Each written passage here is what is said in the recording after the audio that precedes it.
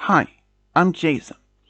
I have a story to be telling all of you, and it's hard to believe it actually happened, but it did. It happened to me and my whole family back then. I'm 26 years old now. I was just 28 when it happened, so this was around 2018. My family consists of me, my younger brother Daniel, who was 13 when this all happened, and our younger sister Sophia, who is now 14, but she was only 8 when this all happened. I will give you a brief backstory. During my childhood, I had such great time with my parents. I have a lovely family. But it all came to change around 2018 when I was just still 20 years old and I was still living with my family. But I was in the thought of moving out to find my own place. But one day, my parents came home and told us we were moving. We were like, what? Moving? Daniel was about to start high school soon, and Sophia was in actually elementary at the time, like the second grade. This was just around the time of the summer started. And I was like, what? Where are we moving? We were living in the Oregon actually at the time. And I'm not going to say exact location, just this happened so long ago. But they told us we were moving to a farm community at the end of the state. Me and my brother gave each other a look. It's like, this can't be for real. That evening, when it was just me and my parents talking, I tried to ask them more about this community, but they only had me a flyer, and it turned out to be like there was a big farm, like a big property. I can't precisely remember exactly how big, but if you like say your average farm, no, this was like way bigger. It was like it's a whole community. I can't say exactly how many people lived in this community together, but if I give a guess, it was at least about 150, 180 people at most. I was really surprised at this big community. It was like a small village. I was like, okay, so that evening after my parents went to bed, I looked it up to see if it was more like if I could find more about it. But it wasn't much info. There was like located in the middle of nowhere. The nearest town was like 10 miles away from it. So, and before I could do anything, of course, I had my own rights. I could just move out at any time. But I had to look after my younger brother and sister. So, I went along with this. So, a couple of weeks later, we all moved, but we only brought some personal belongings since apparently there was already a house there for us that has all the furniture that would be needed. So I was like, okay, but we weren't allowed to bring too much. But I didn't have much personal belongings anymore. Maybe a few books, some clothes, but that's it. Sophia was really angry that when she wasn't allowed to bring most of her toys. But she was allowed to bring some of her dolls and a few stuffed animals that she had. And so the day came and we arrived to the farm or this community. We parked our house by our new house. It was like almost the same size of our previous house. So each one of us would have our own room.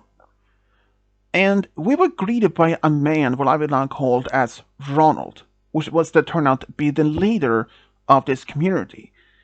He was in his early 40s. He introduced himself to me and my siblings and our parents. I mean, I was like, he seems to be a very nice man. After we had moved in, we actually walked around in this small community and greeted by the other people. I tell you, it was like living in a small village only consisted of farms. There was like tons of cattle, like cows, horses, goats, you name it. And each house had its own small pasture that we can grow our own food. But there was only a few things when we learned afterwards that there were a few rules that everyone had to follow. That no one was even allowed to leave the farm or this community at any time, but only if they had permission by the leader or any of the other high members. Apparently, there was a small council of people that was give the permission. But if you were working with the council and had some certain rights, you could leave. But you only had to earn like that. And since I was 20 years old, I was like, well, what am I going to do this? In fact, I had never done anything like any farming, not even like growing food or even being a farmer, unlike my family.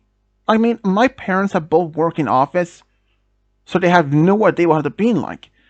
But we had a lot of neighbors and a lot of new acquaintances who showed us the ropes on how to be a farmer, and it didn't take us long for to get used to it.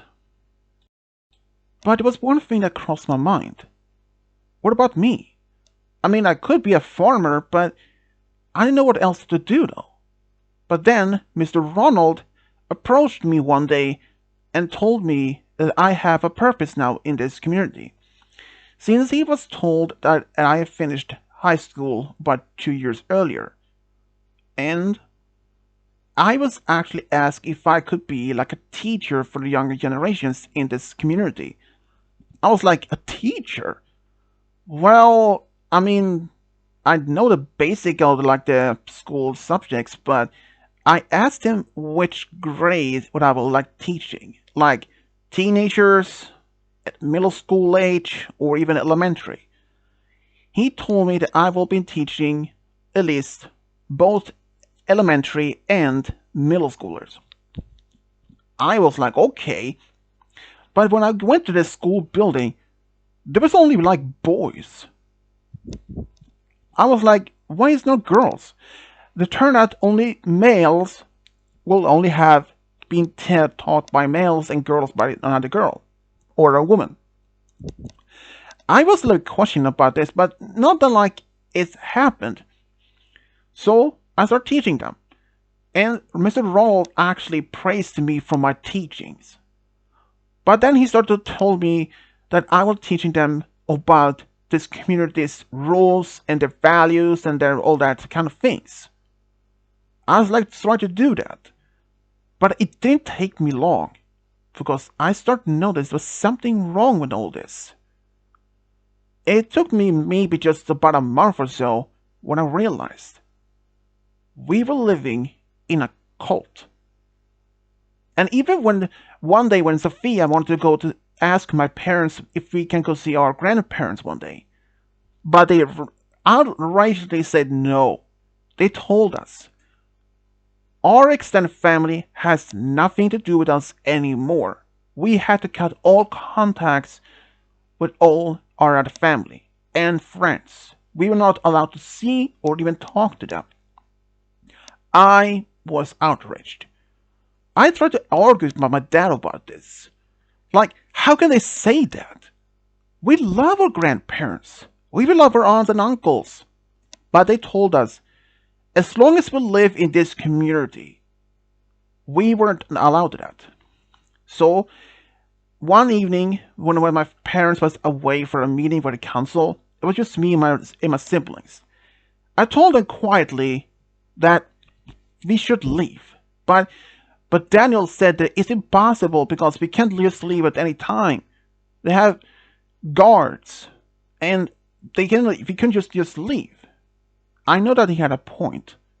And I mean, I could leave at any point that I wanted to, or since I was old enough, I thought. But turned out that didn't matter. But I promised them that we would leave. But my sister Sophia asked me, where will we even go? We don't have any other families in this little location. I was like, I will figure out a way. And I know this might simply sound like it happened quickly, but trust me, it didn't. This took quite a while. I was afraid that this cult would eventually brainwash my sister and brother against me so they will be like a puppet to them. I told them, just falsely trust or like make the others to believe that you're all listening to their points or their statements, but never believe any of those things. They believed I was right about it. So I had to work hard. I worked as a teacher at like I said before, and I also had some other roles like taking out the food. I also have a license, a driver license. I don't have my own car, but after showing there was so much work, eventually Mr. Ronald gave me one special permission that I could go into town to buy some things that we needed or that we could sell. I was like, okay, this might give me an opportunity. So one day when I was in town, I actually went to the post office and I actually sent a letter to my aunt. We have actually an aunt that lives in Florida, way far away from us. We were pretty close to her, but I also set up a post box in town that only I have access to, and I never told my parents about it, since why would I? They were clearly brainwashed by now. So every time when I went to town, I went to this post office and or this building where they had these mailboxes, and I would just I just checked if I had any mails or anything like from my aunt or something. After about a week, I did. She was happy to hear from us, but she was surprised that we all moved to one different location because she had once sent a card to us and it was sent back to her. She was confused why, so she contacted some other our mutual friends back home. But they told her that we had moved, but they didn't know exactly where. So she tried to track us down, but unable to. She had reached out to other members of the family, like grandparents, other aunts and uncles, and other cousins, but all turned out to be complete dead ends. She had no idea where we lived, but she was just happy to hear that we were okay. But when I mentioned that we were now living in this community, which I now know it was a cult, she was horrified. She wrote to me that she was welcoming me and my siblings back to her and live with her and her family. But what the problem is, how we will even get there? Well, I wrote back to her that since we don't have the money, I wasn't being paid by money. So she told me that she will send money by letters, so she did. And also, of course, I kept the money still in a pay box just in case. And, well, I was given a small amount of money each time, but it wasn't like a huge amount, like maybe $100 at most. I was given some $100 by Mr. Ronald that I can buy some things for myself. Like, if I would want to buy a newspaper or maybe a new book that I want to read, that's all. But over time, I managed to save up enough money. I think it was around close to had been at least around the $1,500 or something like that. Whenever there's enough saved, I informed my aunt by a letter that I will be coming over with my siblings soon enough. And I had informed them about this plan and that the money has been saved, and they were excited. But I told them to keep this a quite silent from our family.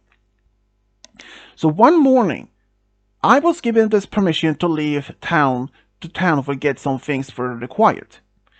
So, and like for me, it was just early in the morning, I took both Sophia and Daniel with me to the car, or less this truck. And we drove out of town to town. We parked there, I grabbed the money from the post box, and we left. We took the bus. And therefore we took many buses and all that. But when we came to like Texas, we actually have a cousin who lived there. And he was willing to drive us as far as he could, all the way went down to as much as he could on the way to Florida. And during this time, I actually had bought a cell phone. And I did talk to my aunt, and Sophia and Daniel did the same. They were happy to hear a voice for once after so long time. And after all the mother matters we happened, we arrived. Our aunt gave us the biggest high and we all cried of joy. Even my uncle, my aunt's husband, was very happy to see us, and even our cousins. But during this time, though, what about our family back home? Did they even know why we were gone? Well, yeah. I mean, we have been gone for like days. They have no idea where we even were. In fact, I even sent them, I gave them a call from my number, from my own phone, telling them, we're not coming back. Of course, my dad was so furious about telling how we could abandon this lovely community. I told him simply like, well, your community was trying to brainwash me and my own kids, like my siblings. I could not stand that. You are not living in a peaceful community. You're living in a cult. But he ignored that and told me just simply back off. And he will tell me that we are no longer part of the family. He cut ties with us. I was like, I'm gladly to be telling you that I don't want to be your son anymore. So after that, I blocked the number. In fact, I even got a new phone. After some time, my aunt and uncle were actually managed to able to adopt both Daniel and Sophia as their own kids.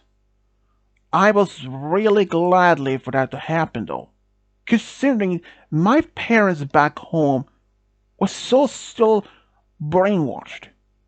In fact, ever since that had happened, I have no other contacts with them at all. And some years later, I still wonder what happened to my family in the first place. Like, we were such a happy family years ago.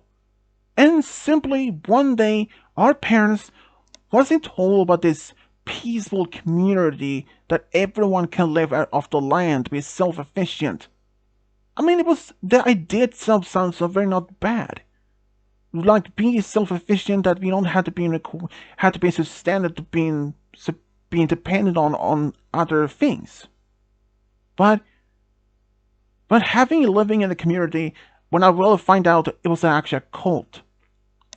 I even tried to read some articles about this. Well, there weren't much anything read about it. Only there were no mention of cult living in that part of Oregon. But I actually went back there one time to that small town, and I did run into my family, or at least my old parents. But they didn't even recognize me at first when I told them who I was. First, my dad looked at me confused and then he was angry. He told me, I'm not your dad anymore. I told him, that's fine. In fact, Sophia and Daniel doesn't even want to see you anymore. But my mom were like, she started crying, like she wanted to see my lovely kids again. But I told her, since she is no longer our parent, we had cut ties. And after I said that, I said, well, this is all I want to say, so goodbye, and we don't want to see you anymore. We have a more peaceful life right now. After that, I just turned around and left. I actually went in my own car and just drove. I was like driving my own car the whole way from Florida to Oregon. And believe me, it was a quite of a ride, but in the end, it was worth it.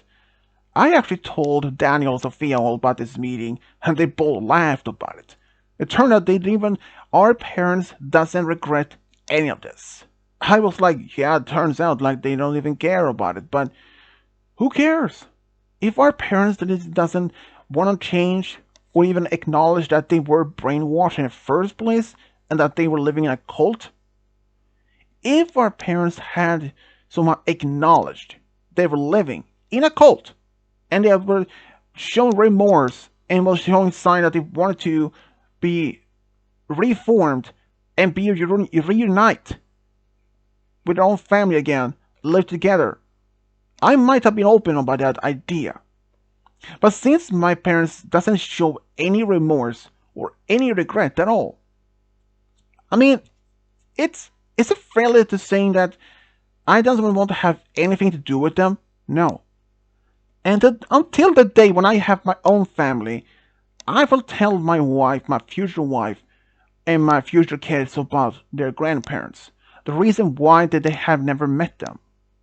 And believe me, I would not even have the intention to invite my own parents to my own wedding. And Sophia and Daniel has no intention to do it either. So yeah, this is my story when I was living in a cult for a short time, but it was absolute nightmare. But luckily though, I managed to live with my younger siblings and save them from being had the same fate as my own parents. Correction, former parents, because I don't see them as my family anymore. I in fact had, even back then, had informed my grandparents, both sides of the family, like my maternal and paternal grandparents, other aunts and uncles and cousins about what happened. They were all furious. And they all cut ties with my family also. Well, except for my parents at least, but what is that? So I hope all of you may understand why I felt like this. And well, this is my story. And to my former parents, I'm hope I hope that you have a good time when you're living there right now. So yeah, this is my story, and thanks for listening. Thank you.